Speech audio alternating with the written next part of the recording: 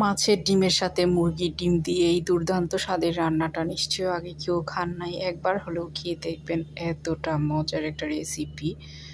চলুন তাহলে দেরি না করে আজকে আপনাদের সাথে এই মজার রেসিপিটা শেয়ার করে ফেলি। এটা মূলত ছিল হচ্ছে নারিকেলি মাছের ডিম। নারিকেলি মাছটা কিন্তু খুবই মজার হয়, সামুদ্রিক একটা মাছ। এটা দিয়ে কিন্তু আপনি এভাবে করে আলু দিয়ে রান্না করলে খুবই মজার হয়। এই যে প্রথমে আমি একটা প্যানে সয়াবিন তেল দিয়েছি, তারপর দিয়েছি পেঁয়াজ কুচি। পেঁয়াজ কুচিটা কিছুক্ষণ ভেজে নিয়ে এখানে দিয়ে দিব এক এক করে সব রকমের মশলা। লবণ দিয়েছি স্বাদ মতো,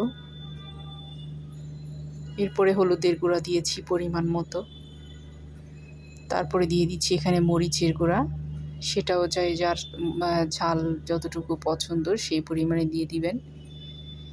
এরপরে আমি এখানে দিয়ে দিচ্ছি হচ্ছে জিরা গুঁড়া। এখন মশলাটা একটু কষাবো ভালো করে। হালকা একটু পানি দিয়ে মশলাটা কষিয়ে নিলাম। তারপরে এই যে দেখেন ছোট ছোট মাছের ডিম, এগুলো হচ্ছে নারিকেলি মাছ। নারিকেলি মাছের ভিতরে যে ডিমটা হয় সেটা ছোট ছোট এই ডিমটা দিয়ে প্রথমে একটু নেড়ে ছেড়ে নিচ্ছি। এরপরে আমি একটা আলু গ্রেটারে গ্রেট করে নিয়েছি, গ্রেট করে তারপর হচ্ছে ধুয়ে নিয়েছি। কিছুক্ষণ নাড়াচাড়া করার পর এই যে গ্রেটারে গ্রেট করে ধুয়ে নেওয়া সেই আলুটা দিয়ে দিয়েছি।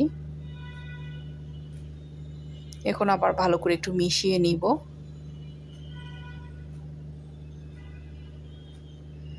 খুব ভালো করে একটু মিশিয়ে নিচ্ছি। দেখেন কত মজার একটা তরকারি হয়ে যাবে।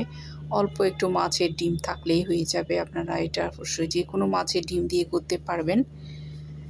আপনাদের ঘরের মধ্যে যে কোনো অল্পখানি মাছের ডিম থেকে গেলে ফ্রিজে দেখা যাবে যেভাবে খুবই একটা মজার রেসিপি হয়ে যাবে।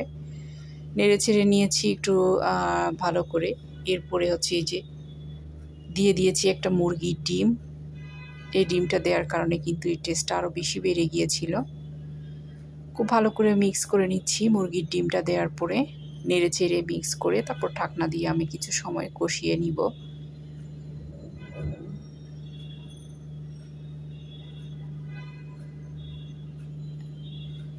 খুব ভালো করে একটু কষিয়ে তারপর হচ্ছে আমি আবার এখানে ঝোলের পানি দিব। ঢাকনাটা দিয়ে দিলাম।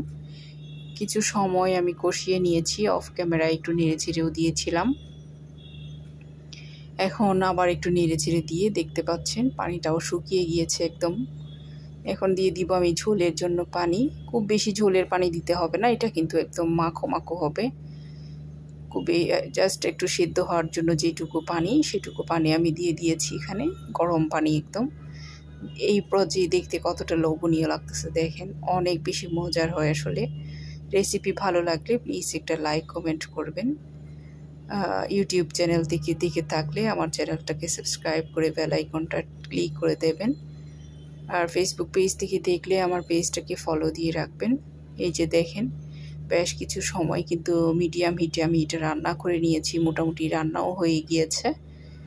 আমি আরেকটু পরে এটা নামিয়ে নিব, তারপর হচ্ছে আমি একটা সার্ভিং ডিশে সার্ভ করে দেখাবো আপনাদেরকে।